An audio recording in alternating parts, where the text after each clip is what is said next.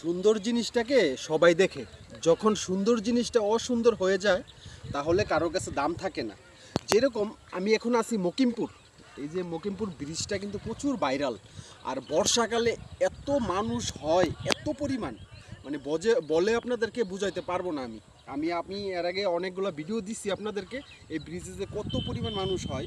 তো এখন বাজে বিকেল 4:30, এক হয়েছে রোজার মাস, আর হচ্ছে এখন সুদিন, পানি নেই, একবারে শুকনা। এই যে এই খালটা দেখেন একবারে শুকনা, কিন্তু এখন দেখেন ওই যে ব্রিজে কোনো মানুষ নেই, একদম খালি। কারণ দেখতে ভালো লাগতেছে না, এখন দেখতে সুন্দর লাগে না। হয়তো বা ঈদের সময় আজকে 22 রোজা বা 21 রোজা চলে, আজকে না 21 রোজা চলে।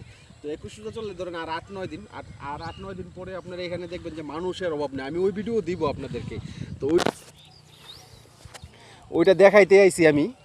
এই যে দেখেন মানুষ নাই, মানুষ শূন্য একবারে, খোলামেলা চারিদিকে।